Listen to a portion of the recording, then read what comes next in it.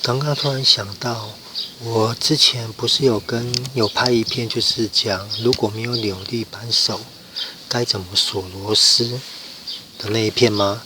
然后这边应该看得出来，我这边有做一个记号，有一条蓝色的签字笔痕迹，这边也有一条。然后螺母这边的话，它这一条现在在上面这边，这样应该看得出来吧？螺母在这边，轴心在这边。基本上是做这两个就好了，但是我是突然想到，就这边又做了一个。那我现在就直接实地的说给大家看，因为我刚刚因为我有换枫叶盘嘛，我是怕它的厚薄度有影响，但是我刚刚做了更换一下，我换回原来的枫叶盘，然后显示的是它这边一样都是在这个位置，都在对角。各位有没有看到我的轴心记号在这边，然后我的螺母记号在这边，就是90度，这个我已经用手锁紧了。然后我的旧记号在这边，旧记号几乎差了半圈，所以我的这个枫叶盘跟那个压板底板都有变厚，所以我重新做调整以后，螺母的新记号在这边，然后这个是轴心的原本的记号。那我现在表达的就是大概用手锁完，它大概会剩一个90度夹角的一个空间。如果你在锁的时候，可能超过这个90度夹角以外的话，有可能是你皮带卡住了，有没有？这个皮带是松的。所以你要先用手下去锁。我要表达的意思就是说，正常的状况下，你用手锁到紧，到你正常到最紧的话，大概会剩个90度，记号会剩90度。你不要，如果你还像这样子的话，你可能就还没有锁紧，一定是哪里有什么东西用到。如果不是在锁这种东西的话，可能也大概是这样子啦。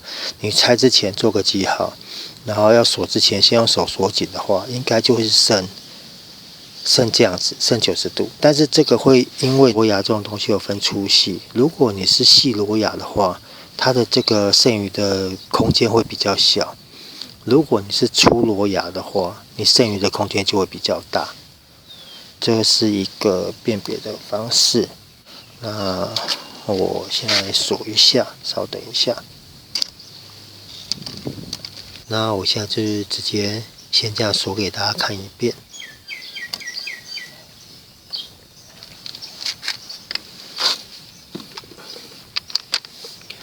套筒先上去以后，确认你的锁的方向。那在套上去的时候，稍微找个有标志的地方，稍微看一下。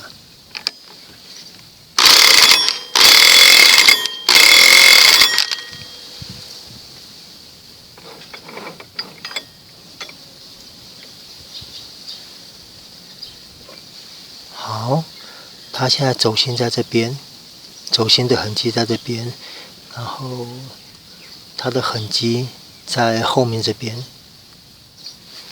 那还可以再锁一下。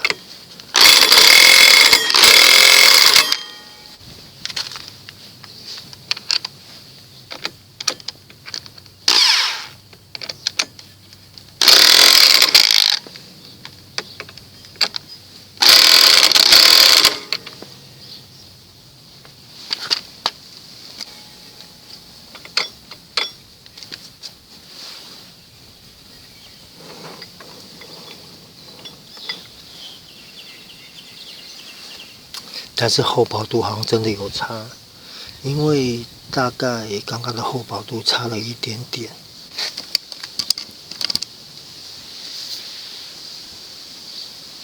好，这样看得出来吗？我的轴心记号在这边，然后我螺母的记号在这边。稍等一下哦，我降低一点。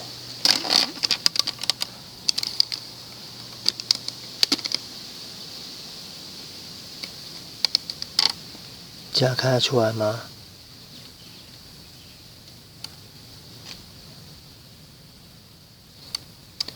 我罗亚轴心的记号这边，然后螺母的记号在这边。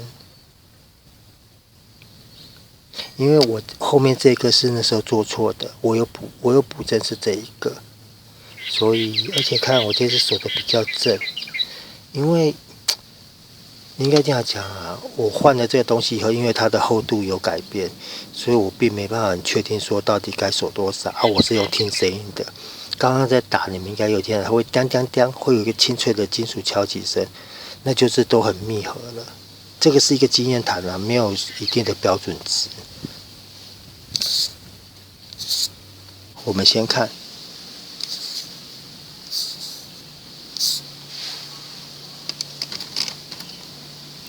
其实我本来有拍一片，我上次有说到是做记号的问题嘛，但是因为我的旧记号在这边，螺母的旧记号在这边，然后轴心的旧记号在这边，你可以看到它差了90度。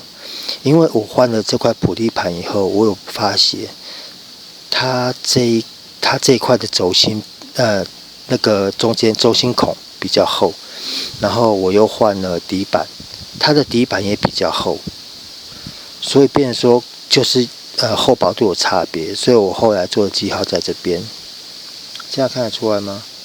我后来做的记号在这边，然后我锁紧以后做的记号，起了1个多礼拜。它都没有松，所以变成说，应该换成这一组以后，就必须重新做记号。简单来讲，就是当你做记号这一招，如果你都没有跟动任何零部件的状况下，你就是沿用原记号。但是如果你有更新一些耗材类的东西，或者更换规格的话，很有可能因为它的厚薄度有差别，所以变成说它会有一点差异在。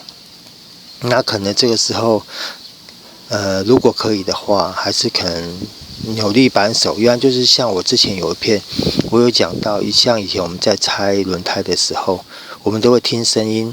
因为当你锁到一个程度的时候，你可以发现你在锁的那个物件，它的声音会变，会哒哒哒哒的叮叮叮，会发。像锁轮胎，像我锁这个也是一样，我会听到它声音有点改变。譬如说它锁，但是当锁到一个程度的时候，它是变成有点硬敲击的声音，那个时候就是好了。那这个记号的问题我解释完了。好，那今天这个锁螺丝的这个实际示范就到这边咯，谢谢各位，拜拜。